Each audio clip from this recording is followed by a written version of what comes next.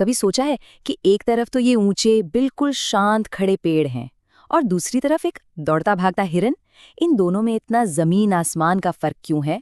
आखिर वो कौन सी चीज है जो एक को जमीन से जोड़कर रखती है और दूसरे को रफ्तार देती है?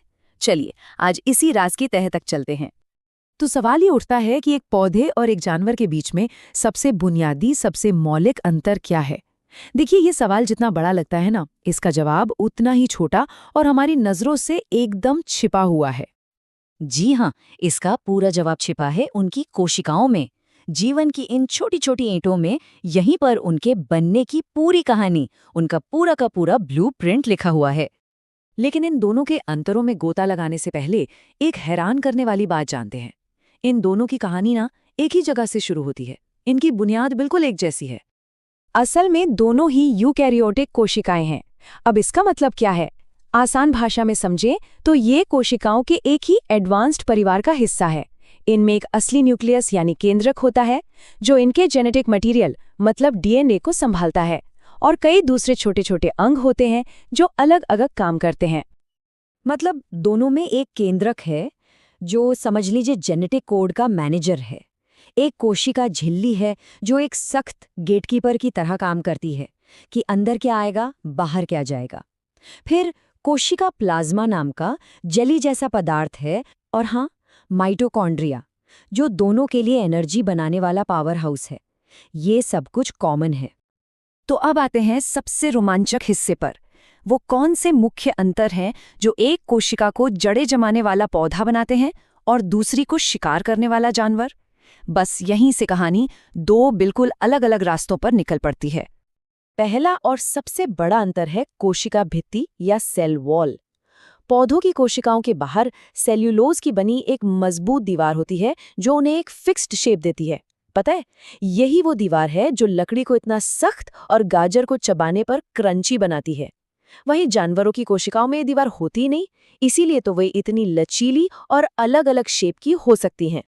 अब बात करते हैं खाने की। देखिए, पौधों की कोशिकाओं के पास एक जादुई चीज है, क्लोरोप्लास्ट। ये उनकी अपनी सोलर पावर्ड किचन है जो धूप की मदद से सीधे अपना खाना बना लेती है, मतलब पूरी तरह से आत्मनिर्भर। जानवरों की कोशिकाओं में ये किचन नहीं होती, इसीलिए उन्हें एनर्जी के लिए दूसरों को खाना पड़ता है। जरा स्क्रीन पर ये नंबर देखिए, 90%। यकीन होता है, एक अकेली चीज एक पौधे की कोशिका का 90% हिस्सा घेर सकती है। ये है विशाल केंद्रीय रिक्तिका यानी सेंट्रल वैक्यूल। ये पानी का एक बहुत बड़ा स्टोरेज टैंक है, और इसी पानी का दबाव पौधे को सीधा और तना हुआ रखता है। इसकी तुलना में अगर जंतु कोशिकाओं में वैक्यूल होते भी हैं तो वो बहुत छोटे और कुछ समय के लिए ही होते हैं। कोई ऐसा बड़ा परमानेंट वाटर टैंक नहीं होता। और जब बची हुई एनर्जी को स्टोर करने की बारी आती है तो यहाँ भी दोनों के तरीके अलग हैं। पौधे इसे स्टार्च के रूप में जमा करते हैं जैसे आलू में होता है, जबकि जानवर इसे ग्लाइकोजन के रूप में स्टोर करते हैं।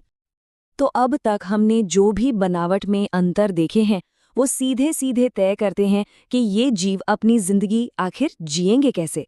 चलिए देखते हैं कि कैसे इनकी बनावट इनके काम को तय करती है। क्लोरोप्लास्ट होने की वजह से पौधे स्वपोषी कहलाते हैं, यानी अपना भोजन खुद बनाने वाले। और क्योंकि जानवरों को दूसरों पर निर्भर रहना पड़ता है, वे परपोषी कहलाते हैं, यानी दूसरों से भोजन लेने वाले। ये सब कुछ उन छोटी छोटी मशीनों पर निर्भर करता है जो उनकी कोशिकाओं के अंदर फिट हैं। तो इस टेबल पर एक नज़र डालिए जो सब कुछ एक साथ दिखाती है। आकार, दीवार, किचन, स्टोरेज टैंक और खाने का तरीका। ये 5 बड़े अंतर इन 2 अलग अलग दुनियाओं की पूरी कहानी कहते हैं। तो आखिर में सार क्या है? बहुत सीधा सा है, जैसी बनावट वैसा काम।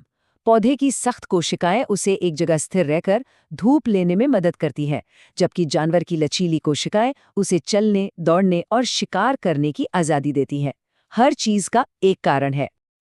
अंत में ये सब हमें जीवन के उस सबसे बुनियादी सच पर वापस ले आता है जहां से हर कहानी की शुरुआत होती है।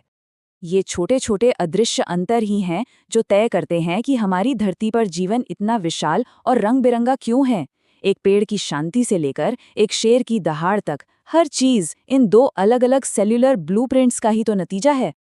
और ये हमें एक बहुत बड़े सवाल के साथ छोड़ जाता है कि कैसे कोशिकाओं के ये कुछ आसान से नियम मिलकर इतने जटिल जंगल, पहाड़ और महासागर बना देते हैं। ये वाकई सोचने वाली बात है ना?